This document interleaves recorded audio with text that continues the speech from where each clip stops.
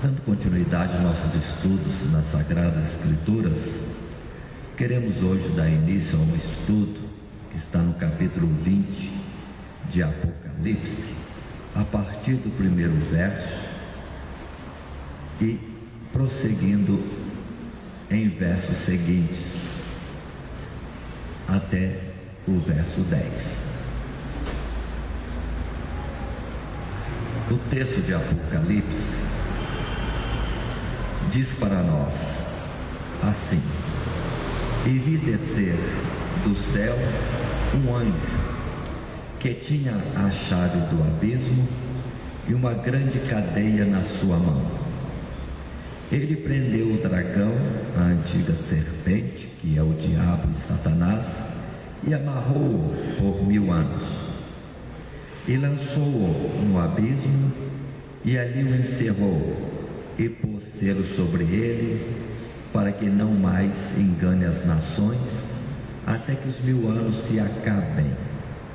E depois importa que seja solto por um pouco de tempo. E vi tronos, e assentaram-se sobre eles aqueles a quem foi dado o poder de julgar.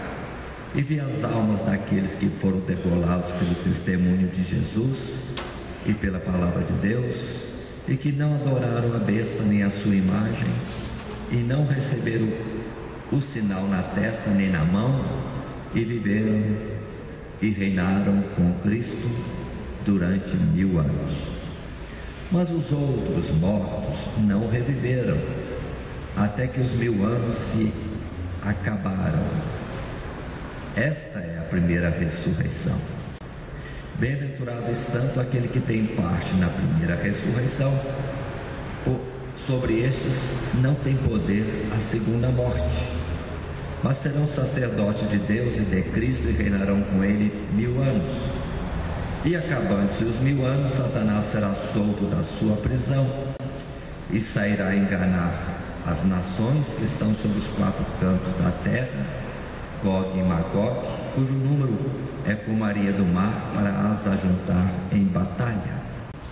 E subiram sobre a largura da terra e cercaram o arraial dos santos e a cidade amada, mas desceu fogo do céu e os devorou.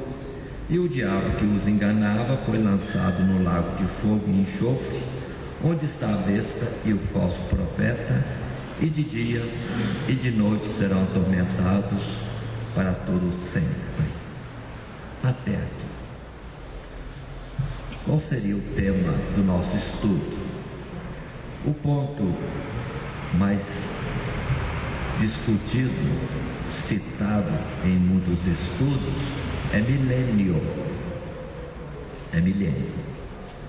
Mas não é só de milênio que fala esse texto. Começando no fato de que a palavra milênio não está escrito na Bíblia. A palavra fala de 1000 anos. 1000 anos. Muito bem. Mas dentro deste texto, 10 versículos, nós temos que considerar como parte do nosso assunto, tratar sobre a prisão de Satanás. Temos que considerar o que é viver e reinar com Cristo. Temos que considerar a situação do que é a primeira ressurreição. Temos que considerar e entender melhor o que significa os povos Gog e Magog. Temos que considerar também a situação do lago de fogo e enxofre, onde, pelo texto, já está a besta e o falso profeta, e onde, por fim, será lançado o diabo. Então, observe, são vários assuntos que estão entrelaçados para termos um perfeito entendimento. Assim, ainda como palavra inicial, lembremos, e já vamos dizer, provocando situação, a Bíblia não fala só de 1000 anos, a Bíblia fala de mais de 1000 anos. Neste texto, observem que há 1000 anos citados sempre por verbos no passado e 1000 anos que é colocado já no futuro. Então, que negócio é este de 1000 anos, milênio, quando eu vejo 1000 anos citado 2 vezes, um como que no passado e outro como que no futuro? Precisamos ter um melhor entendimento. Lembrando também a instrução do apóstolo Pedro, quando ele disse bem claro que para Deus 1000 anos é como um dia e um dia é como 1000 anos. É indeterminado. E por isso temos outras palavras na Bíblia que denotam que o tempo na mão de Deus, quanto tempo vai durar? O que Deus chama um dia, o que Deus chama 7 dias, o que Deus chama 1000 anos, é muito indeterminado. Mas sabemos nesses pontos que Deus dá tempos aos seus propósitos. Enquanto o propósito não se cumpre, o tempo também não termina. Se Deus disse um dia para fazer uma obra, pode passar milênios e milênios e milênios, enquanto não cumprir aquela obra, para Deus ainda continua sendo um dia. Tanto assim que nós já estamos com a revelação de Cristo Jesus para nós há quase 2000 anos, e a palavra continua falando de um dia. O que na Escritura se diz hoje: se ouvide a sua voz, não endureçais os vossos corações. O que em Hebreus 3 se clareia, dizendo: no tempo que se chama hoje.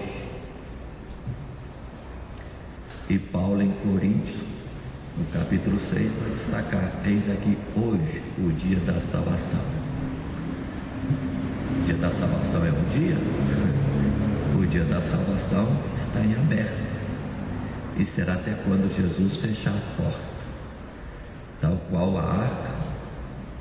Disse Pedro que Jesus é a arca, e a arca em Noé nós vemos que ficou aberta até que Deus fechou. Assim também esse período que nós estamos tratando. Portanto, hoje vamos começar com um tema e subtema. O tema maior é os 1000 anos, que alguns chamam milênio, mas a prisão de Satanás. Hoje estaremos neste assunto, a prisão de Satanás.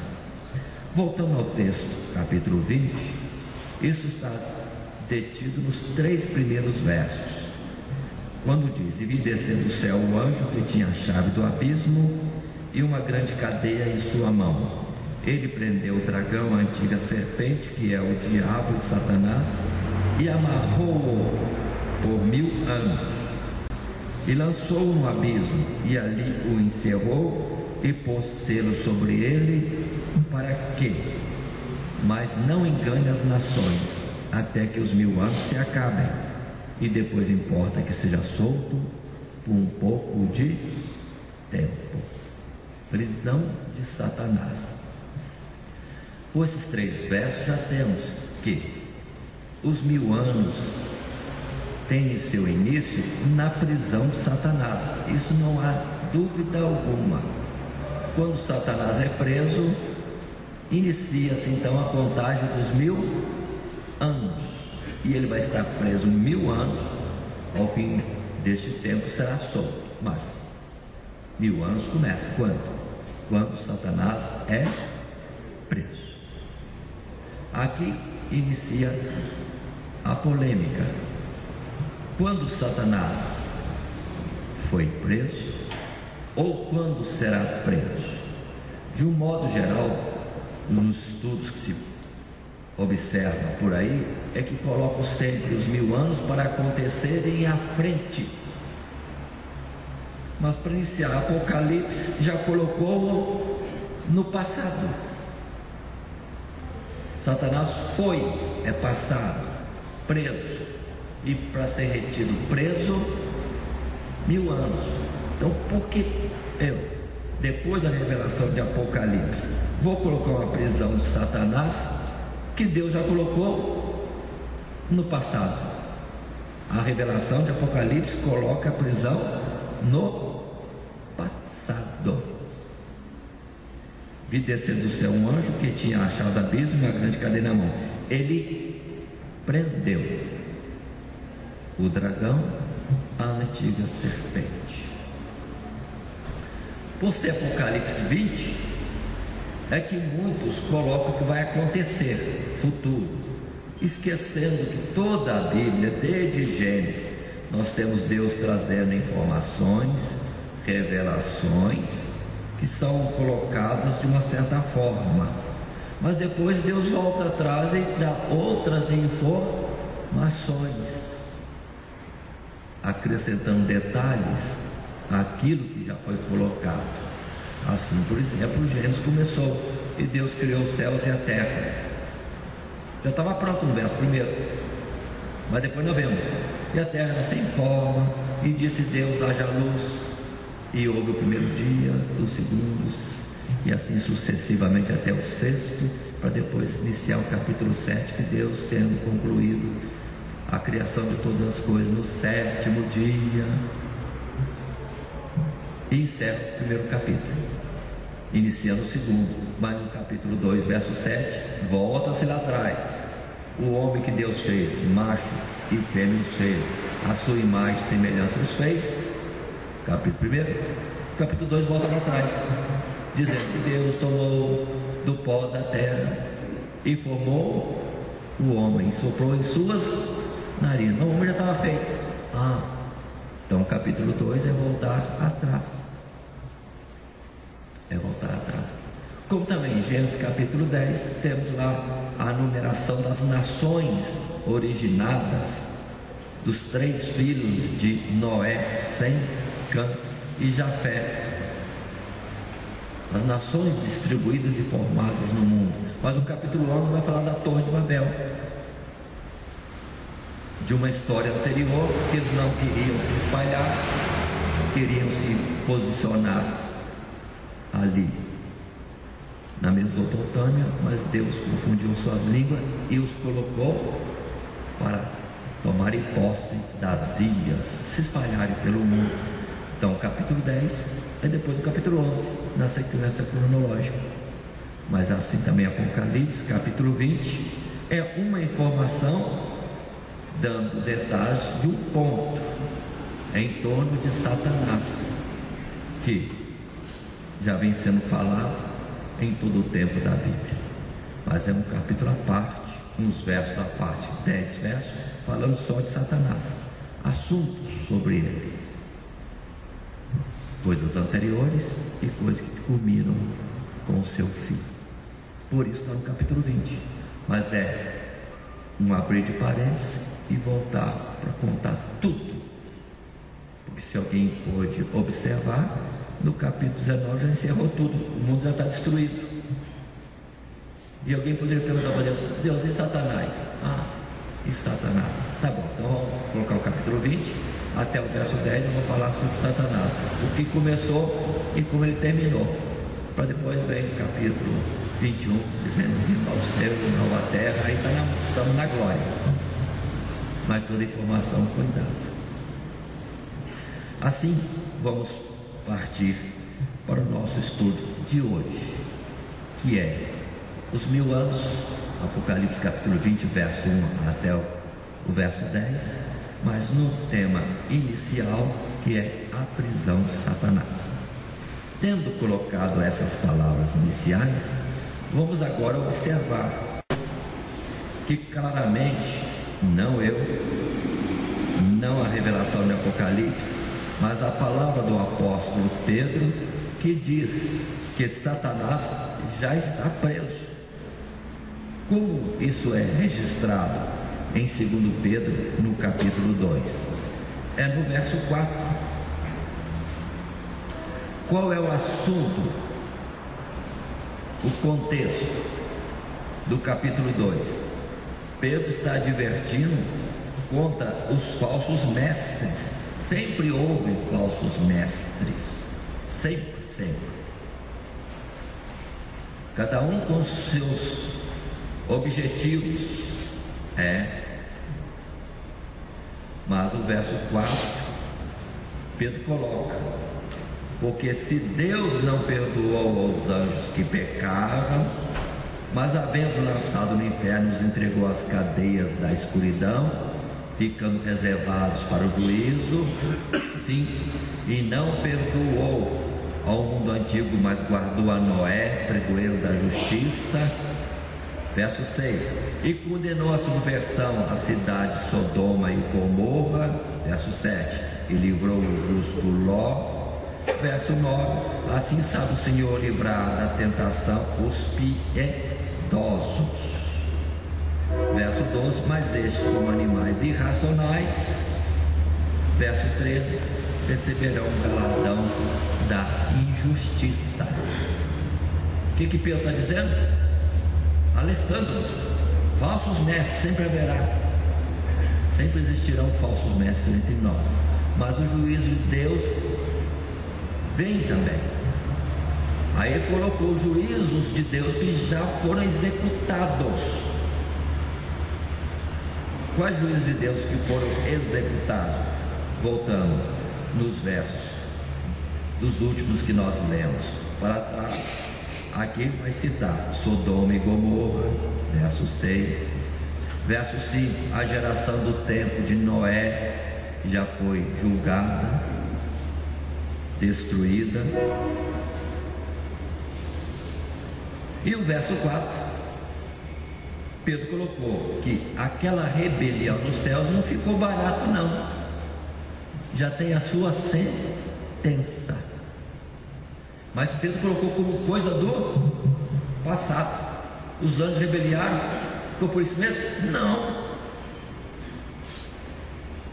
O do tempo de Noé, que o mundo desviou-se do objetivo de Deus, não, já teve a sua sentença.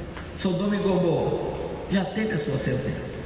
Voltemos de novo, verso 4. O que aconteceu com os anjos que pecaram? Aqui está escrito: havendo lançado no inferno, os entregou às cadeias da escuridão, ficando reservados para o juízo. Satanás está onde? Satanás e os anjos que rebeliaram estão aonde? Vou ler de novo: foram lançados no inferno, entregue a cadeias, prisões da escuridão, retidos até o dia do juízo. Pronto, só para essa palavra tem informação. Quando começou os 1000 anos? Lá atrás, lá naquele tempo da rebelião de Satanás, já começou, já foi preso. Qual a prisão dele? Qual a prisão dele? Qual a prisão dele? Justamente cadeias de escuridão. Nós estamos falando em termos celestiais, irmão. Não estamos falando de Carandiru, estamos falando de segurança máxima em alguma cidade aqui do Brasil. Estamos falando do céu, coisa celestial.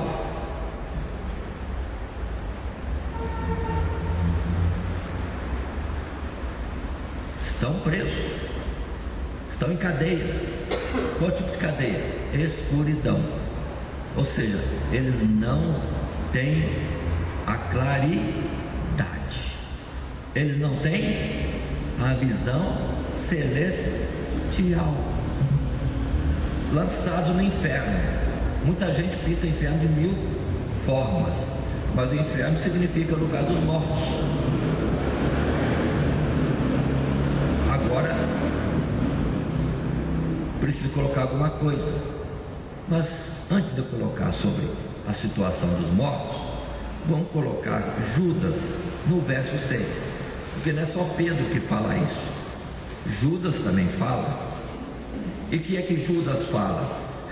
Por coincidência, é o mesmo contexto de Pedro. Judas preocupado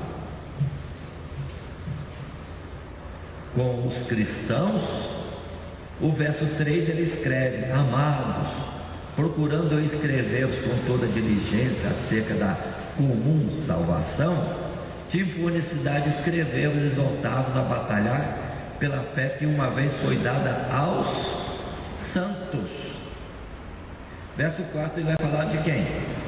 Porque se introduziram alguns que já antes estavam escritos para esse mesmo juízo, homens ímpios.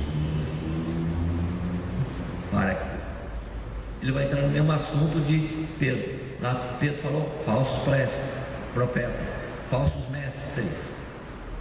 Mas aqui Judas fala de homens ímpios que entram no meio do povo de Deus. Mas ele, tal qual Pedro diz, isso não vai ficar assim. Há um juízo de Deus. E começa a citar o juízo no verso 3.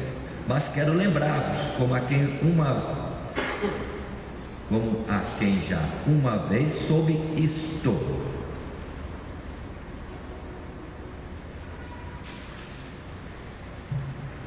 Verso 5, estou lendo. Que havendo o Senhor salvo um povo, tirando da terra do Egito, destruiu depois os que não creram. Ele está contando o quê? De uma coisa passada. O que foi no passado? Deus tirou milhares e milhares do Egito, mas todos que foram incrédulos e murmuradores, contenciosos, pronto, tombaram no mesmo deserto. E colocando isso, Judas para nós está querendo alertar-nos. Nós estamos na mesma jornada de deserto e precisamos ter a nossa caminhada em temor e tremor diante de Deus, porque Deus, ainda que misericordioso, não tem o culpado por inocente. Aí vai dizer, vou pular para o verso 7: assim como Sodoma e Gomorra e as cidades circunvizinhas, que havendo-se corrompido como aqueles e ido após outra carne, foram postas por exemplo, sofrendo a pena do fogo eterno. E vai contando os juízos de Deus do passado, para lembrarmos. Houve gente que andou errado, ensinou errado, gente que acompanhou os errados, mas todos foram castigados. E o verso 6, que é o nosso alvo principal: e aos anjos? E os anjos? Os anjos que não guardaram o seu principado, mas deixaram a sua própria habitação, reservou na escuridão e em prisões eternas até o juízo daquele grande dia. Aqui Judas não usa a palavra cadeias, usa a palavra prisões. Mas que prisão? Prisão é cadeia, cadeia é prisão. E que prisão? Aqui não disse o tempo, como Pedro também não disse, porque prisão é eterna e que vai ter o grande juízo. Quando então Satanás vai ser solto? Já para o grande juízo. Quem falou isso? Pedro. Judas. Mas como que é isso? Onde estão eles? Lá diz: lançados no inferno, a prisões, a cadeia de escuridão. Aqui Judas coloca: reservou na escuridão, em prisões eternas. Então onde Satanás está? Onde ele está? Pela palavra de Pedro e Judas e Apocalipse, preso em escuridão. Preso em escuridão. Agora nós precisamos ter uma observação adequada das coisas celestiais. Nós temos lá no princípio, Gênesis capítulo 2, Deus falando com Adão: não pode comer do fruto da árvore do conhecimento do bem e do mal, porque no dia que comer, certamente morrerá.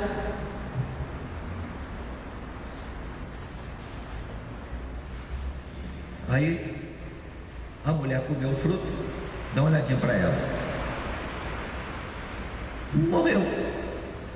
Levou para Adão, Adão comeu, olha para Adão, Não morreu. Morreu para quem olha na carne, mas para quem olha no espírito, já está morto. Já está envolvido em escuridão e morte. Já é participante dos que morrem ou estão mortos. Humanamente, todo mundo diz: está vivo. Muitos se desviam de Deus e diz que estão vivos. Até em Apocalipse temos aquele que diz: vivo estou enriquecido, não tenho falta de nada. É a visão carnal, parece que tudo está normal, mas Deus dá uma olhadinha: morto, desgraçado, nu. E vem Ezequiel no capítulo 18, verso 20: a alma que pecar, esta morrerá. E nós precisamos entender isso. Adão comeu, desobedeceu, morreu.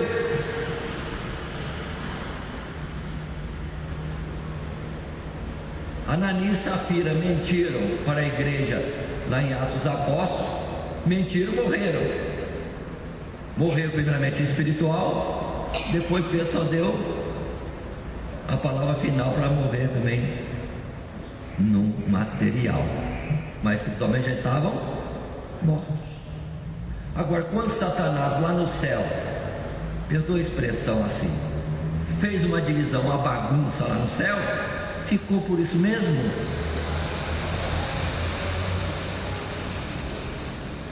Não ficou. Quando ele errou, pronto. É como Adão que comeu o fruto proibido. Olhe para ele continua com asas, parece o querubim que voou sempre, continua voando, tem poder.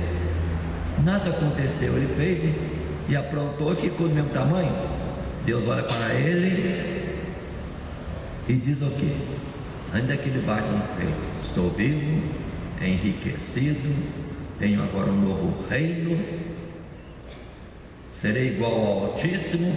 Deus olha para ele, não sabe o que é, morto, desgraçado, nu. Precisamos entender isso. Não pode estar fora de Deus e dizer que está vivo. Deus é a vida. Se afastou de Deus, já está na morte. Onde que nós vemos isso? Dentro das Sagradas Escrituras. Se isso não é suficiente, Gênesis como comparativo, Ezequiel como comparativo, vamos ver então Ezequiel 18, vamos ver Ezequiel 28. Deus falando aqui em Ezequiel, tomando o rei de Tiro como figura,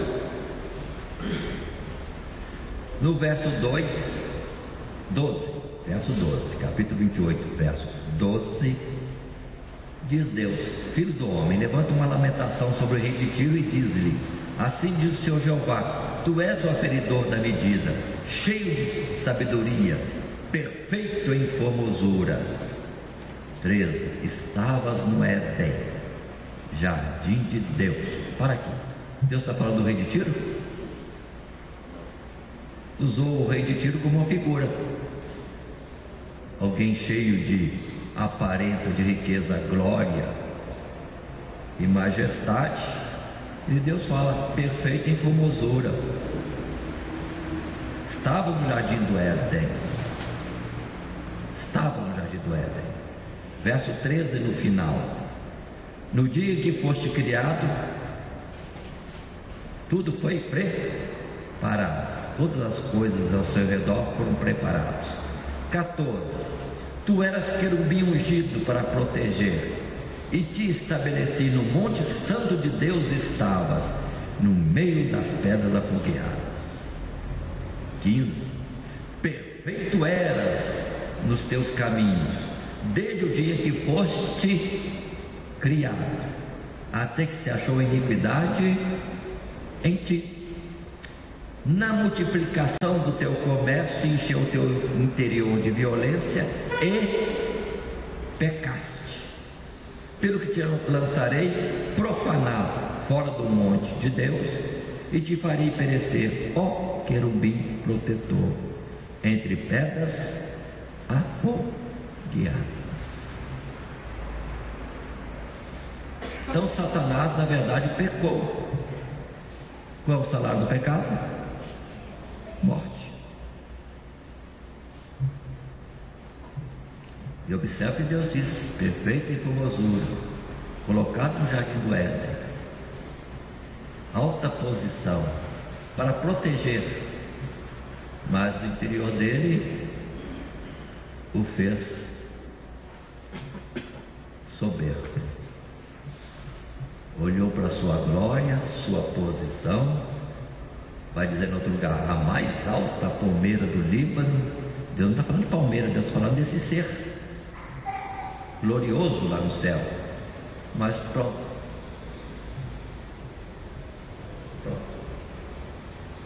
até que se achou iniquidade em ti, verso 15, seu interior se encheu de violência e pecaste, te lançarei fora. Então Satanás pecou como Adão. No dia que pecaste, morreste. Se nele havia luz, essa luz se apagou e ele ficou em trevas. Já era o juízo de Deus. Trevas. Pelo que ele mesmo é chamado de príncipe das trevas. Mas ele deve estar em algum lugar por aí, olhando e gloriando-se do mal que faz e achando que está em plena luz. Mas ele não está enxergando as coisas de ordem celestial. Tem a aparência de quem está vivo, mas está morto. Tem a aparência de quem tem visão, mas está cego.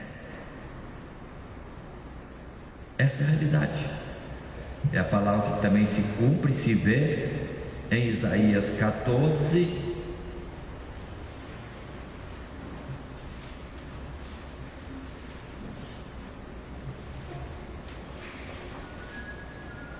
verso 13, 14, 15, referindo-se ao mesmo ser celestial. Agora, nas palavras de Isaías, noutra comparação, lá foi tiro, aqui é outra comparação. Falta um juízo melhor, mas é o rei de Babilônia. Verso 13 diz: tu dizias no teu coração, eu subirei ao céu, e acima das estrelas de Deus exaltarei o meu trono, e no monte da congregação me assentarei, da banda dos lados do norte. Subirei acima das mais altas nuvens, e serei igual ao Altíssimo. Oh, ele estava cheio, hein? Mas aí vem a palavra de Deus, verso 15: e contudo, levado serás ao inferno, ao mais profundo do abismo.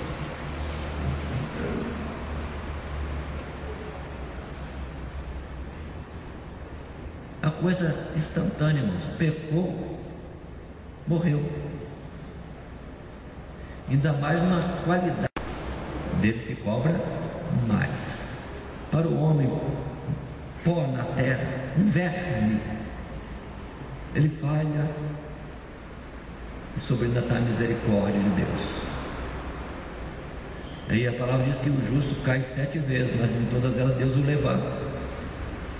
Ou seja, a fragilidade nossa é tão grande que, ainda que seja justo, às vezes ainda dá umas tropeçadas ainda. Mas Deus misericordioso sabe até onde temos culpa nisso, e vai ao nosso encontro.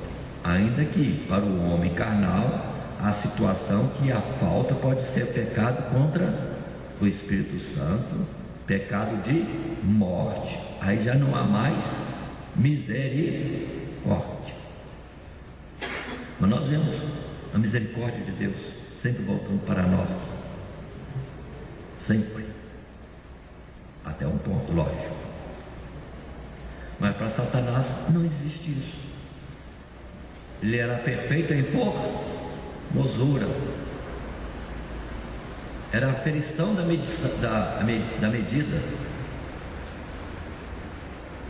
portanto não era para ter falha, e achou-se tanto em glória que quis ser igual a Deus. Pronto,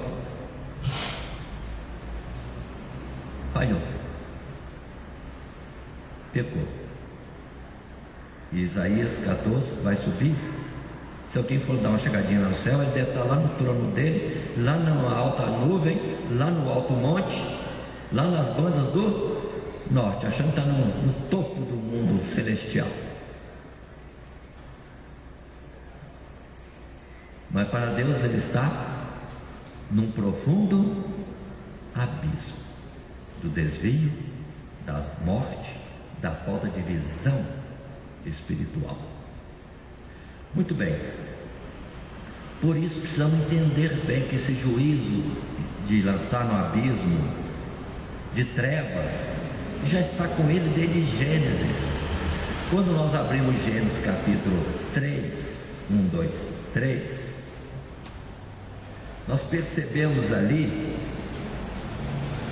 que a mulher falha, Adão falha, Deus questiona. Observe que Deus já não vem cobrando, Deus se aproxima fazendo perguntas para que o homem escolha as respostas.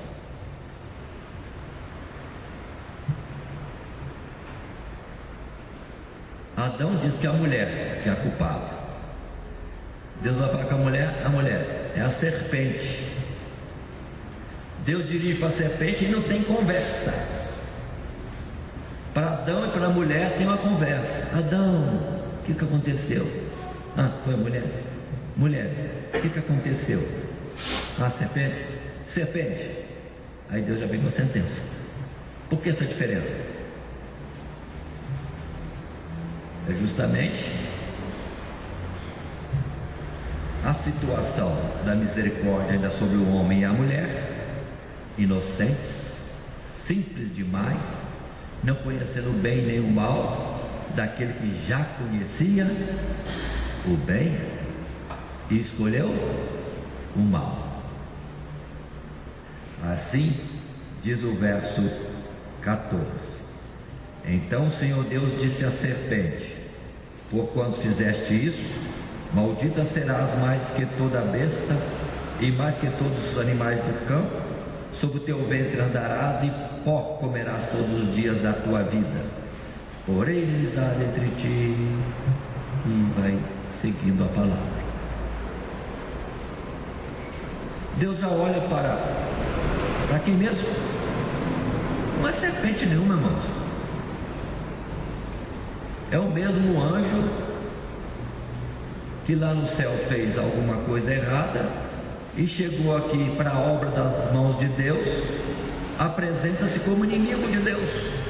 Não foi só divisor do reino no céu, já se declarou adversário de Deus, porque Deus faz uma obra aqui na terra, a minha imagem e semelhança, e vem o diabo e vem transtornar.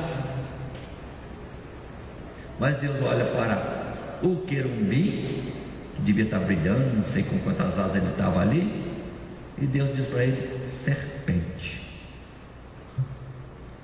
Qual a sua situação? É de rastejar. O que quer dizer isso? Muitos, de uma forma infantil, já pensam: a cobra foi feita em pé e agora, amaldiçoada por Deus, anda rastejando. Não, serpente sempre foi serpente. Mas o que tentou Eva não era um animal, era um ser inteligente. É aquele que se colocou como adversário de Deus. Por isso que só o seu nome é diabo, adversário.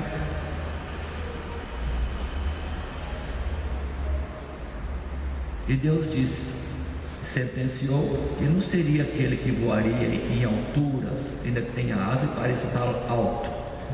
Aos olhos de Deus ele está rastejante, envolvido no pó, intrometido nas coisas do pó, e não tem parte nas coisas das ordens celestiais. Por isso, concluindo no exemplo de Jesus, Mateus capítulo 16, verso 23, lembremos que Mateus 16 tem uma narrativa que Pedro, instruído por Deus, tomado pelo Espírito de Deus, disse, respondendo a Jesus: tu és o Cristo, o Filho do Deus vivo. Mas foi só mais um instantinho, verso 23, Jesus, tendo dito que iria para Jerusalém e lá iria padecer, ser morto, mas ressuscitar ao terceiro dia, verso 23, vou ler o 22 antes. E Pedro, tomando-o à parte, ou de parte, começou a repreendê-lo, dizendo: Senhor, tem compaixão de ti, de modo nenhum te acontecerá isso. Imagina a cena. Pedro chama Jesus à parte assim e começa: você não pode fazer isso, tem misericórdia de ti, tem compaixão de ti.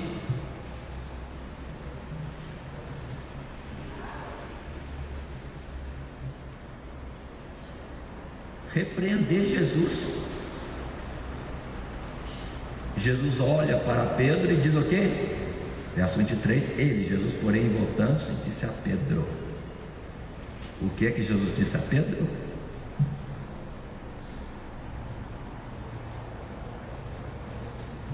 Para trás de mim, Satanás, que me serves de escândalo, porque não compreende as coisas que são de Deus, mas só as que são dos homens. Deus está falando para Pedro, mas estava olhando para Pedro, falando na direção de Pedro. Está escrito aqui que Jesus disse a Pedro, voltado para Pedro, a voz de Jesus entrou no ouvido de Pedro, mas estava direcionada a quem? Ao espírito do erro que estava em Pedro neste momento. Pedro distraiu um pouquinho, Satanás já fez uma visita.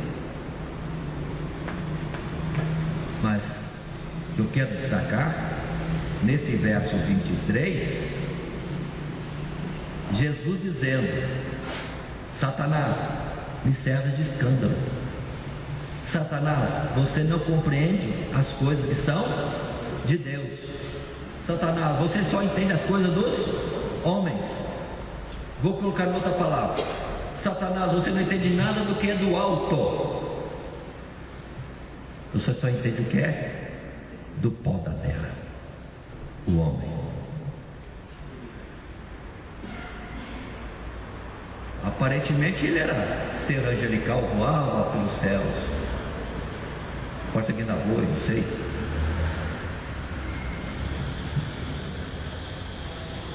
Mas aos olhos de Deus ele está rastejante, se ocupa com pó.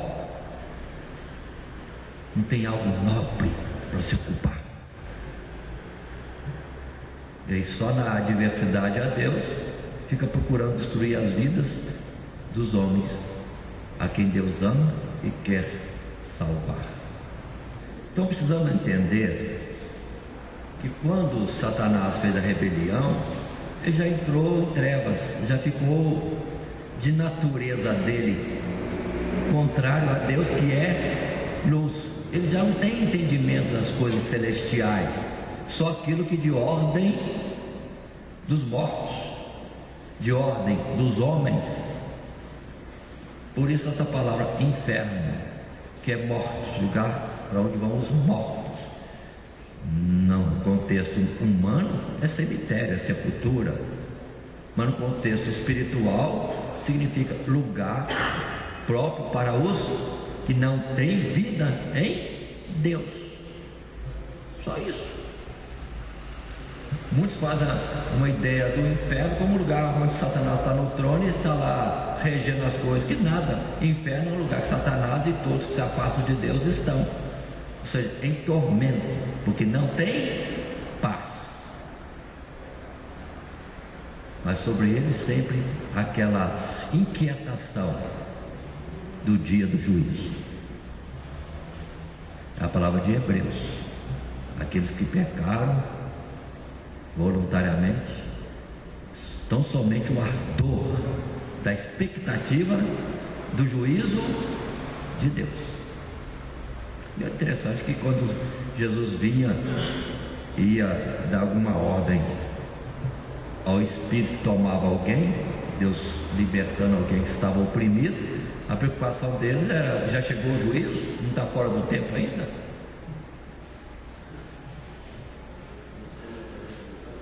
O Senhor já veio trazer juízo antes do tempo, porque já sabe que o que está reservado para eles vai acontecer mesmo.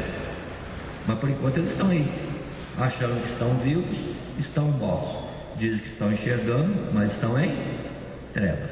Sentido espiritual. Muito bem. Numa sequência deste assunto, vamos entender que Satanás tinha grandíssimo poder, tanto que ele levou na conversa a terça parte dos anjos. Tinha tanto anjo majestoso, inteligente, sábio, poderoso, mas entrou numa conversinha com Satanás, foi para a Banda do Norte, divisão.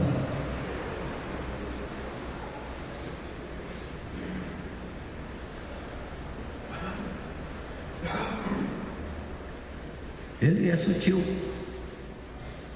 serpente, astuto. Esse assunto só vai aparecer em Apocalipse capítulo 12. Satanás como o dragão que com a sua cauda derruba a terça parte das estrelas. Não é constelação não, é seres angelicais que derrubou. Ele faz que nem esse pessoal faz divisão hoje em dia: vão lá para a minha igreja, porque lá você é isso aqui, lá você vai ser tal coisa, te dou um cargo maior. O pessoal que faz divisão não está entendendo o que estão fazendo, repetindo o ato da divisão no céu, e se acha sem culpa também. Acho que estão certo, tem carteira disso, carteira daquele outro, são reconhecido aqui, reconhecido ali, mas por ser divisão, já coço minha cabeça e me preocupo. Nunca vi divisão aprovada por Deus. Por isso, irmãos, eu vou contar uma historinha. O tempo nosso não é muito longo, mas é uma história minha. Eu gosto de contar para ter uma ideia do que está acontecendo na nossa visão e na nossa fragilidade humana. Deus criou os céus, irmãos, não este céu, o céu do céu. Deus criou os seres angelicais,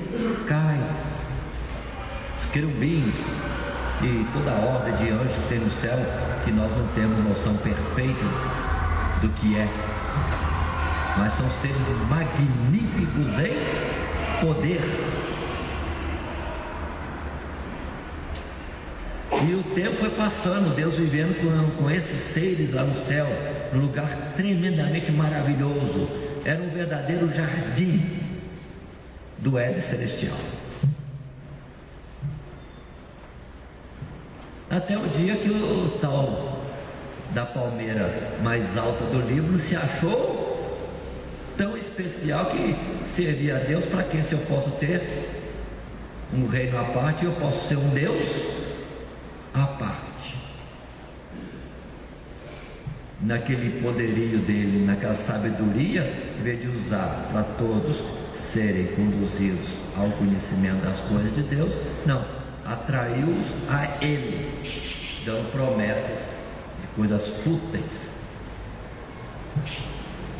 sem inteligência ao mesmo tempo, porque Deus, que é Deus, escolheu o Oriente para a sua habitação, a fonte da luz, e ele, no seu orgulho, grandeza, que era o lugar alto, o norte, as mais altas nuvens,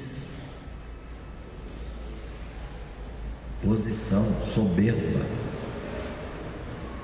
E aconteceu o desastre no céu, e nessa hora Satanás já ficou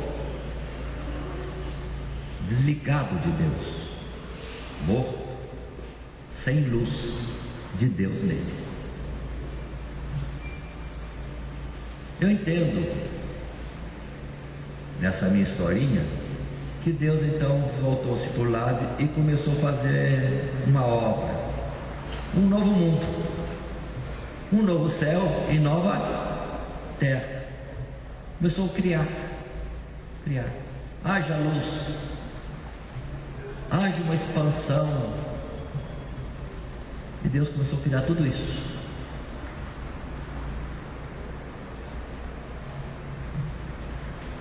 Até que chegou o dia que ele também disse: façamos o homem a nossa imagem e semelhança. Eu brinco assim, que os anjos do céu olharam assim: o que está acontecendo? Deus falou: a imagem e semelhança dele, um bonequinho de pó que anda, um pedaço de barro movente lá naquele mundinho feito do nada, e que não é nada. E Deus disse que é a sua imagem e semelhança. A notícia chegou na banda do norte, deve ter rido bastante lá, porque não compreenderam. São inimigos, são opostos. A imagem e semelhança dele, vou dar uma chegadinha e já vou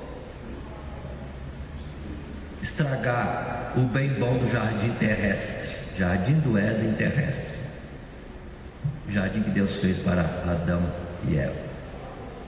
Ele veio aqui estragar e acha que está abafando, e vem para ele a sentença que nós lemos em Gênesis capítulo 3, verso 14. E o 15 eu interrompi a leitura, mas leio agora: porém inimizade entre ti e a mulher, entre a tua semente e a sua semente. Sentença de Deus: isso que você despreza como um pedaço de barro que eu fiz do nada, vai te esmagar. É o troco de Deus.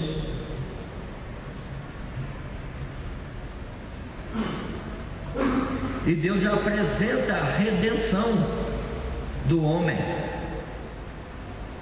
dizendo que da mulher viria aquele que seria o vingador, o justiceiro de Deus. E depois as coisas vão ser informadas um pouquinho, até termos Cristo Jesus, que tira o pecado do mundo e leva os que creem nele para o céu, para habitar onde Satanás já não habita mais. O que Deus fez com este mundo? O que Deus está fazendo conosco? Mostrando aqueles anjos tremendos em poder, que eles, igual a nós, não são nada. O de excelente neles é a vida que procede de Deus. Assim como Ele fez a eles grandiosos lá, Deus fez a nós pequenos, mas por um tempo. Se andarmos na sua vontade, moraremos lá. E os que estão lá se rebelaram contra Ele, vão descer para cá.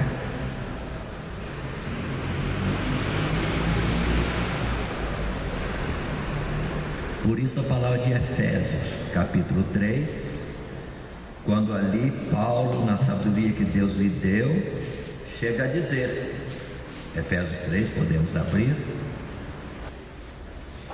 Paulo vem falando com sabedoria dos mistérios de Deus, no capítulo 3.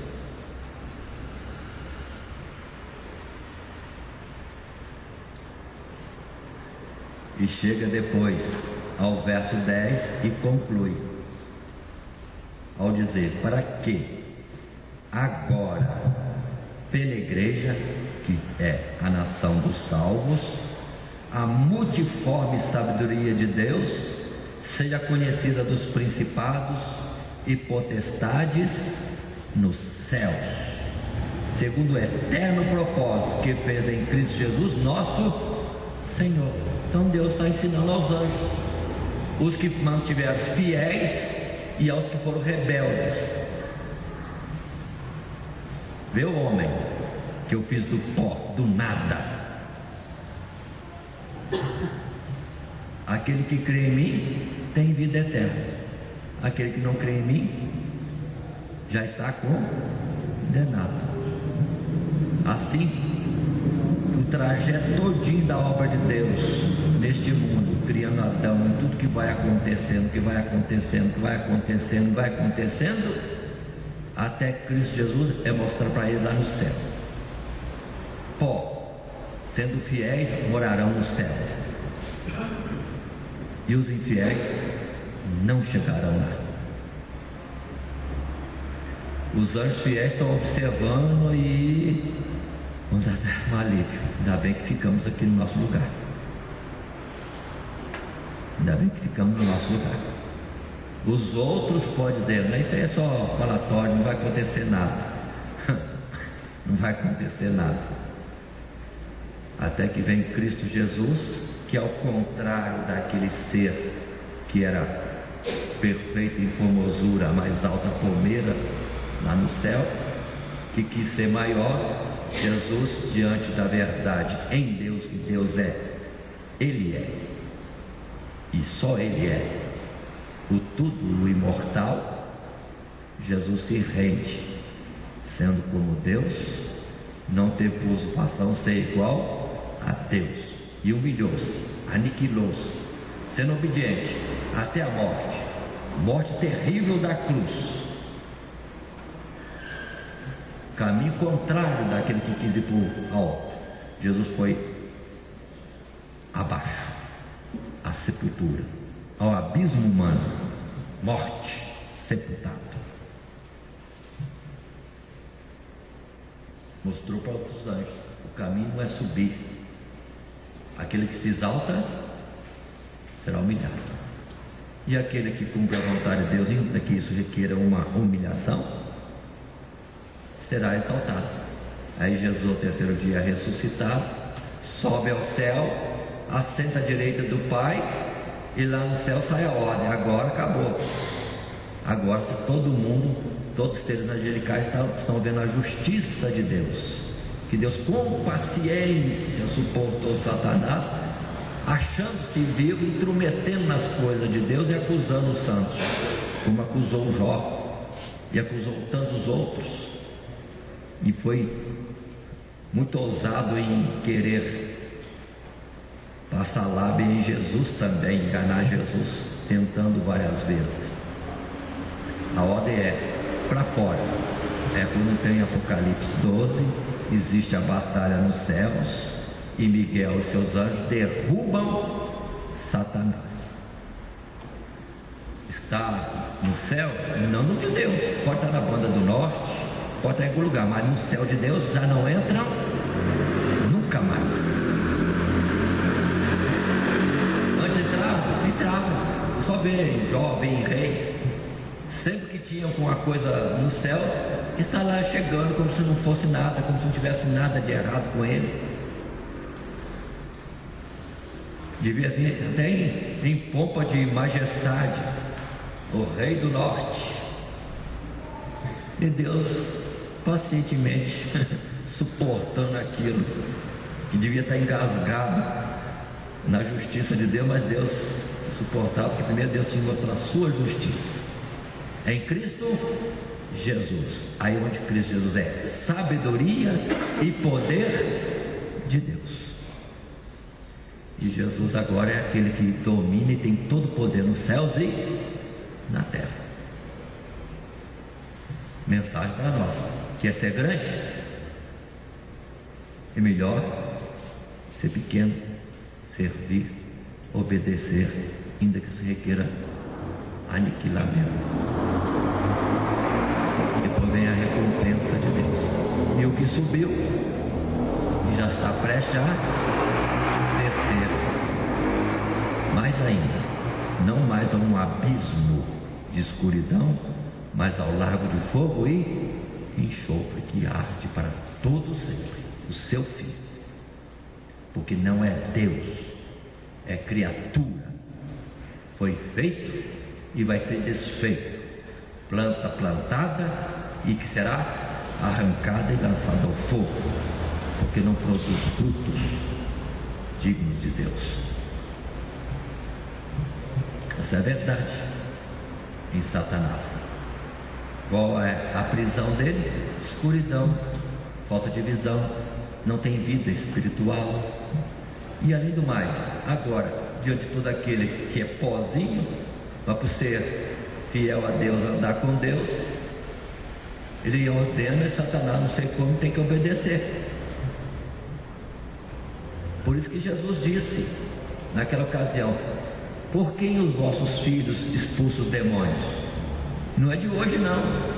Jesus fala de alguns israelitas que já tinham autoridade para expulsar demônios. É quando vem os próprios apóstolos que enviados, e Jesus dando para ele poder: eis que vos dou poder. E eles expulsavam demônios, os demônios se sujeitavam. Então, na palavra que os apóstolos diziam, ou que aquele que está ligado com Deus diz, vai também a autoridade de Deus, que ele não tem como resistir. E é quando o Senhor Jesus diz: eu vi Satanás descendo do céu como um raio. Ou seja, de uma posição que achava que era tal, mais alta que o homem, agora vê que ele é menor do que aquele que crê em Deus. Está sendo aniquilado, está sendo envergonhado, porque não tem mais aquele poder, está preso, está restrito, está em abismo de escuridão. Chegou o crente que parece sem poder nenhum, simples, às vezes até com uma dor aqui, dor ali, enfermidade tal, enfermidade aquela outra, mas quando ele se dirige na autoridade de Deus, pronto, é luz que afasta as trevas. Aí está a prisão de Satanás.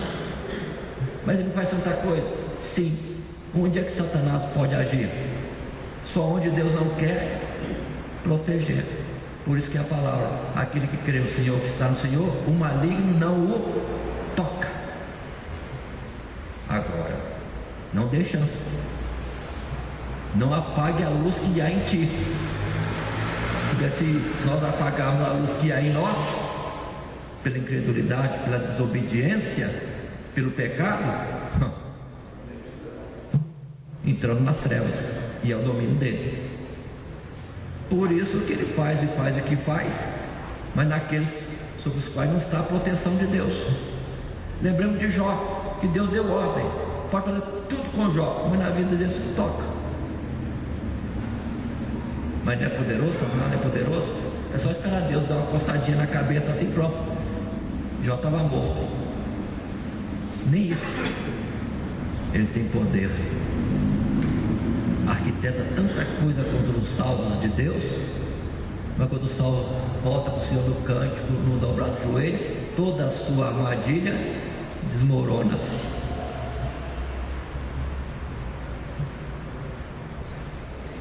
Essa é a verdade da prisão de Satanás.